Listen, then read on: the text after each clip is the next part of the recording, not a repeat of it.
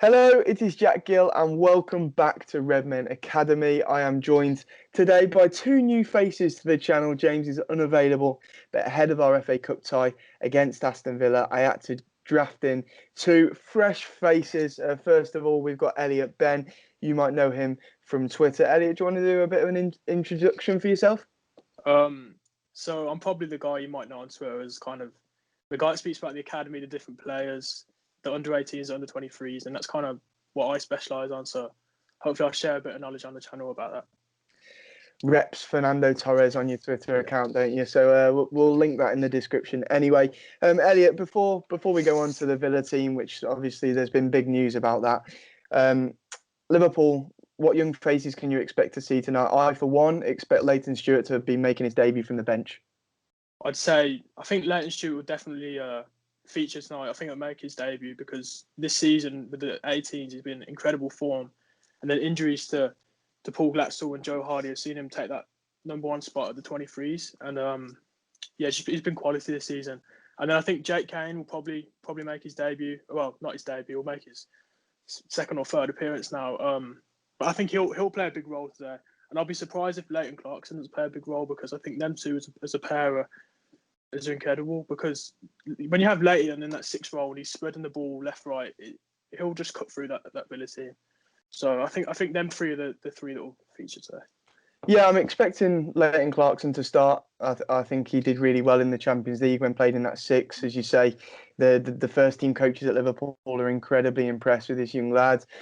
He did really well in the Champions League, and I expect him to start this evening. Jake Kane, I think, will start on the bench, but I think with the Villa team that we'll talk about in a moment, I can see Jake Kane being our first substitute. And obviously, I expect Cometio as well to have a decent amount of game time, perhaps from the bench again. Also, Reece Williams and Nat Phillips I expect to start at centre back and Kelleher in goal. But yeah, the big news is Aston Villa. Obviously, they have 14 positive coronavirus tests in their camp. Their first team squad are all in isolation. 10 of those positive coronavirus cases are presumed to be players. I have Cole with me. Cole is from Canada. Cole, you run an Aston Villa channel, don't you? Yeah, so I'm part of the 7500 to Holt website, I guess you could say. I run the Holtcast podcast, so that's my baby. But yeah, so I'm a Villa fan from Canada, which seems a little odd, but yeah, they exist. Well, yeah, there's some mad Villa fans. You know, I think there's Villa fans in the royal family, as well as famous actors who are Villa fans too. So it's a bit of a crazy club, and where some of your fan base are from. I know there's quite a few Hollywood actors, aren't there, who are Villa fans? Yeah, a few. I think Tom Hanks is probably the most notable. I don't really know how much of a Villa fan he is. Sometimes people just ask him, and he just kind of waves. So I don't really know how much you associate with that. But yeah, they're claim to fame, I guess. Well, let's get straight into the team news for tonight then. The one that stands out is Louis Barry, isn't he? I think everyone, football fans across England, will be intrigued to see how this man performs this evening. Yeah, it's going to be interesting. I mean, going from West Brom to Barcelona is a big step, and then, of course, coming back to the Midlands, going to Villa, of course. And it's been kind of the whole movement with our academy, a lot more invested. Of course, we kind of brought over a lot of the backroom staff of West Brom's academy, which has been pretty successful. And we're seeing a lot of returns in there so far. Of course, like you said, Barry being kind of the most notable one. It's hard to really have any expectation going into this game in general. I mean, I'm kind of at fear with some people getting frustrated with young players when they've just kind of been thrown in the fire, and unfortunately it's because of coronavirus. But yeah, expecting a few things from Louis Barry, but then again, it's going to be a men against boys things unless Klopp decides to be extra kind and field a similar side. So it'll be interesting nonetheless. Yeah, it's definitely going to be interesting to see Louis Barry, isn't it, Elliot? I think obviously there was a lot surrounding his move from West Brom to Barcelona. It didn't quite work out for him, but he's come to Aston Villa now. He's back in England, and this is his opportunity to shine.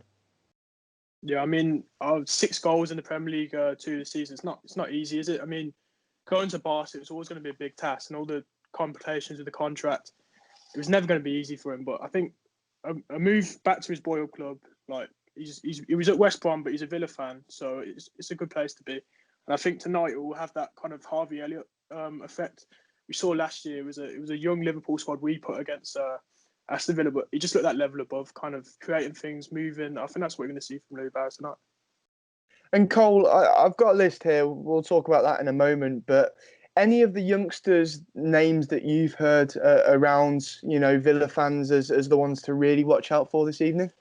Probably. I'll probably butcher his name. Philogene Biden's probably the one I would say. Would probably be the main standout there.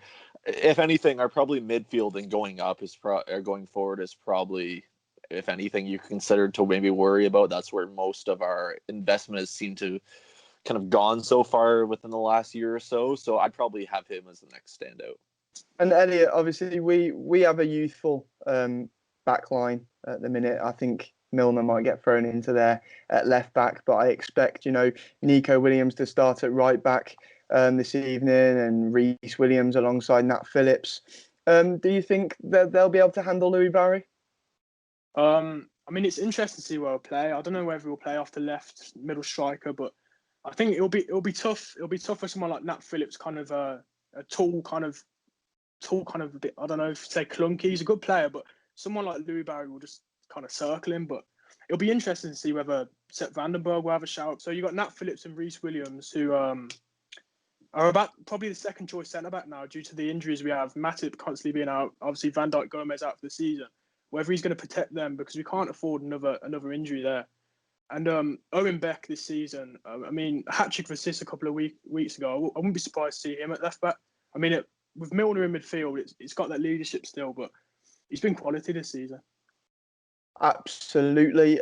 Cole, so obviously tonight the team will be ran by under-23 manager Mark Delaney. A bit of news about Villa. They've already recalled right back Jake Walker from his loan spell at Alvechurch FC ahead of the game, which suggests really that the 20-year-old may be in contention. There's also a 17-year-old lad called Carney Chukwuemeka, who at the minute we don't know whether he's going to be able to play. I don't know if I butchered his name. I probably have. But he's 17 years old. Former Liverpool managing director Christian Purslow has described this teenager as one of the best 17-year-olds in England. So he's got a lot to live up to if he's available tonight. Yeah, I mean, just a smidge. I'm pretty sure if I'm thinking of the right player, he was the one that scored something like 10 goals in a game or something ridiculous. I can't remember which age level it was, but yeah, another bright prospect. Another one too that I was just looking at, Lamar Bogart. He's only just turned 17, I believe. He just signed a pro contract, and it's probably because he has to play this game. So, yeah, I mean, it's going to be complete chop and change. It's 17-year-olds, 18-year-olds, and even some of our typical under 23s that are typically practicing with the first team are probably going to be out. So you won't see Ramsey, you probably won't see a few others as well, just because they've had contact with that first team. So yeah, it's literally going to be youth team central. Yeah, that Chukwuemeka was one who people aren't really sure about because they know that he trains with the first team on occasion, so it may be that he's unavailable too. That Lamar Bogart, me and Elliot were talking about before we got you on here. He's the son of, or the nephew of, I believe it's the nephew of former Chelsea defender Winston Bogart. He can play a bit of everywhere really. He's predominantly a 6, but he can play centre back, left back. Signed his pro contract today. 5 appearances for the under-18s this season, 2 goals and an assist. It's an incredible return for a defender turned midfielder.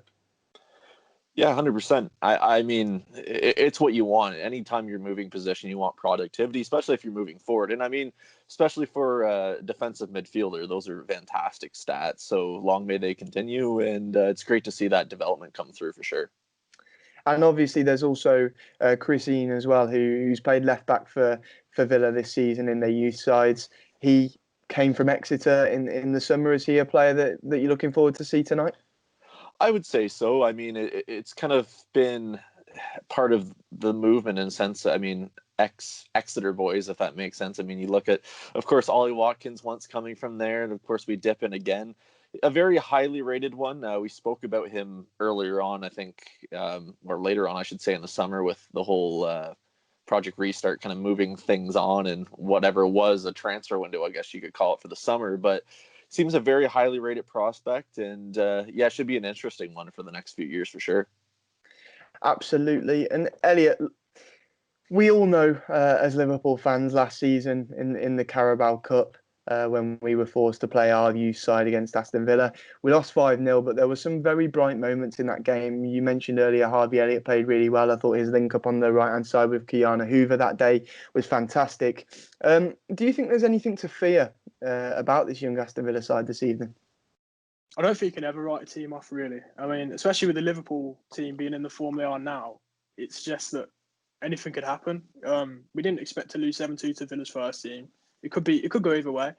I expect a comfortable win, like they did to us last season. But you can never rule a team out, really. They'll all be hungry. The players they want to impress. So I've got some names for you here, Cole, and I'm just intrigued in terms of how many of them you've heard of.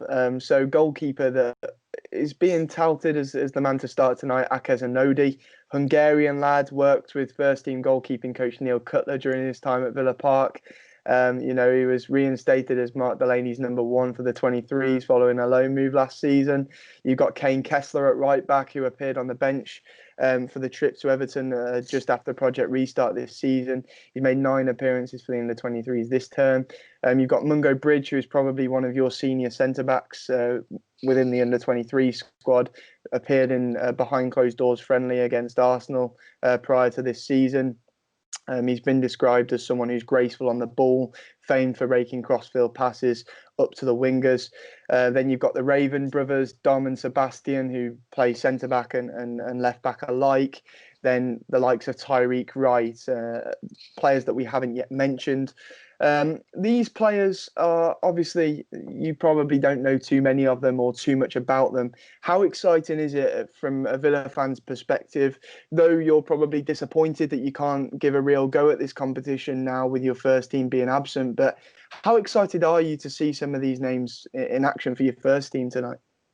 Very excited. I think for them it's another step in their development, and I think, like, to be honest, I think it's the same thing with a lot of fan bases. You'll have some people that get right into the youth sides, the youth development, and they really focus on that, and they'll have kind of an all-around kind of knowledge of the club, which is great to see. But a lot of people, to be honest, don't. I'm not going to pretend that I have the most amazing knowledge of the all-around club, of course. That would just kind of be egotistical for me to say that. But I think it just kind of opens everyone's opinions to the masses. Like I said before, it's kind of a game where I think we can sit back and just enjoy it. I think from even a Liverpool perspective, you guys are kind of worrying about fixture congestion. I know Klopp was worrying about fatigue and all that kind of stuff. You guys have a lot of injuries. I mean, to lose literally your 2 basically best center backs, arguably the 2 best center backs in the league, that's a massive loss there. So I think it kind of eases the mind from a Liverpool standpoint in terms of, you can probably get away with playing some younger players, rest some players that need it, and also give some game time to players that essentially need it. With us, I think it's just kind of zero expectation, kind of see what's there, and you know what? It kind of hypes these youngsters up for the future and makes it more exciting to see what happens. Absolutely. And Elliot, Cole is completely right there. From a Liverpool standpoint, I saw this news yesterday. Villa have been a bit of a bogey team for us in the last year. And, it was a bit of a relief to know that some of their first team all their first team aren't available, and therefore they'll be playing their kids against us. But there's that tiny bit of fear in my mind that anything could happen. Yeah, I mean, as I said before, you just can't write a team off. Obviously, we weren't expected to lose the games we did, as we said. And these players, they'll run for not, like we saw in the game, Harvey Elliott up and down 90 minutes. That's the kind of effort we'll see. I mean, we might not see the experience, but we'll see that we'll see the talent, we'll see the raw talent of the players, and that's always going to be a danger. Absolutely. Well, thank you both for joining me at short notice for this video. Make sure you follow Redmen Academy, and we'll be giving updates on tonight and maybe give a few facts on Villa players that are playing. One that I'm sure you'll see a lot is that most of Villa side will probably not have been born when James Milner played his first Premier League game. But yeah, thank you both for joining me. I'll put both your Twitter names down below in the description and tag you in the post on Twitter. If you're not already subscribed, make sure you subscribe and like the video. Cheers, guys. See you soon. Ta-ra.